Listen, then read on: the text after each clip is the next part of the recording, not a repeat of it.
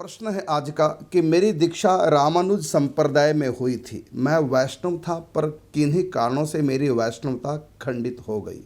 अब मैं शाकाहारी तो हूँ पर लहसुन प्याज खाता हूँ। क्या मैं अब भी अपने गुरु मंत्र का जाप कर सकता हूँ? तो इसका उत्तर ये है कि आप गुरु मंत्र का जाप करते रहिए। आपने अपवित्र आहार कर लिया, उसका दोष तो है ही है, अपराध तो आपने किया ही है, लेकिन इससे भी बड़ा आपने अपराध कर दिया जो आपने मंत्र को छोड़ दिया, जपना बंद कर दिया। क्या सोच करके जपना बंद कर दिया कि मैं तो अब अपवित्र आहार करने लगा हूँ इसलिए मंत्र जाप नहीं करूँगा। ऐसा नहीं है। भजन का और पाप पुण्य का अलग अलग खाता है। कोई व्यक्ति कितना भी बड़ा पापी क्यों ना हो, अत्याचारी क्यों ना हो, वो भी परमात्मा का नाम ले सकता है, भजन कर सकता है। हाँ, यदि छोड़ना है तो पाप छोड़िए, भजन क्यों छोड़ो आप।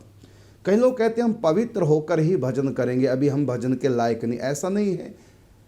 यदि कोई दर्जी कहे कि मेरी दुकान पे अनसिला वस्त्र ना आए, कोई डॉक्टर कहे कि मेरे क्लिनिक पर कोई रोगी ना आए, कोई धोबी कहे कि मेरे घाट पर बिना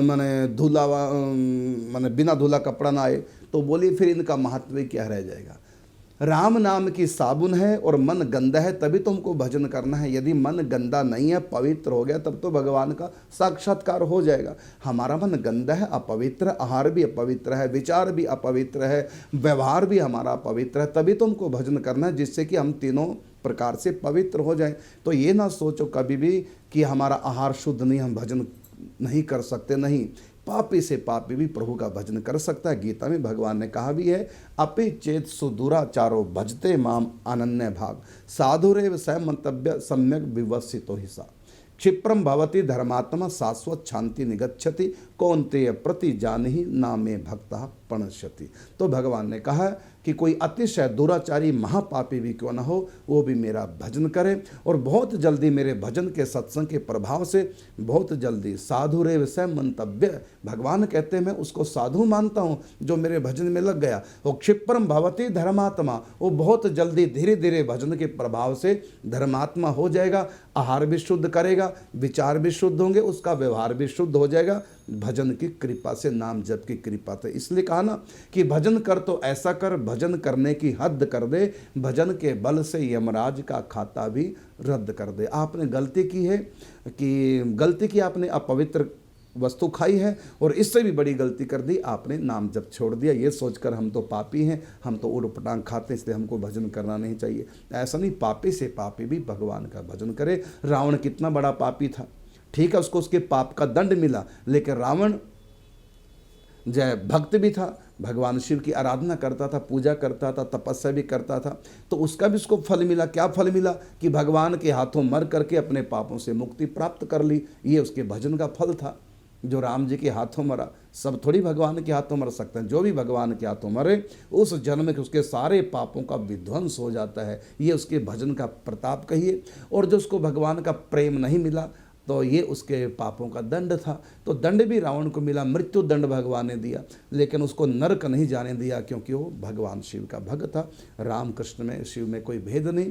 तो भक्ति करता था भगवान के रावण, तो भक्ति का फल भी उनको दिया, नरक नहीं जाने दिया। और जो उन्होंने पाप किया उसका दंड भी भगवान ने उनको मृत्यु दंड के रूप में दिया है।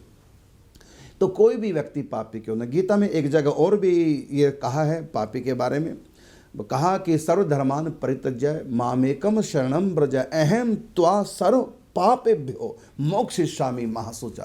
तू मेरा बन के देख, मेरे भजे में लग, मेरी शरणागति ले, मेरा होके देख, तेरे जितने भी पाप है मैं काटूंगा। तो ये मत सोचिए कि हम निष्पाप होंगे तब भगवान के शरण में जाएंगे।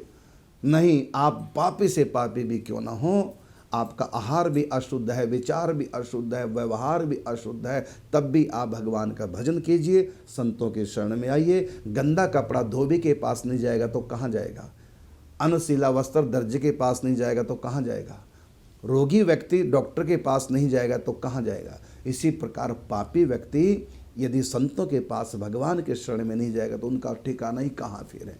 तो इसलिए आप घबराओ मत, आपने वहाँ आपने गलती की, अब ये गलती दोबारा नहीं करना। 2 गलतियाँ आपसे हुई हैं, एक तो अखाद्य वस्तु को आप ग्रहण करने लगे, और दूसरा जो है आपसे गलती, इससे भी बड़ी गलती हुई जो आपने नाम जप छोड़ दिया, मंत्र छोड़ दिया। अब आपने प्रश्न किया है कि एक बार फिर दोहराता हूँ जिससे कि जो नए जुड़े हैं समय टीवी से वो भी सुन लें कि मेरी दीक्षा रामानुज संप्रदाय में हुई थी। मैं वैष्णव था, पर किसी कारण से मेरी वैष्णवता खंडित हो गई। अब मैं शाकाहारी तो हूँ, पर लहसुन प्याज खाता हूँ। क्या अब भी अपने गुरु मंत्र का जाप कर सकता हूँ? बिल्कुल, आप गुरु मंत्र का जाप कीजिए। प्याज लहसुन नहीं छोड़ पाते, आप खाइए, कोई बात नहीं। हाँ, मांस अंडा शराब ये तो छोड़ दो जितना हो सके। फिर भी यदि गलती आपने कर दी, लेकिन भजन बिल्कुल नहीं छोड़ना है।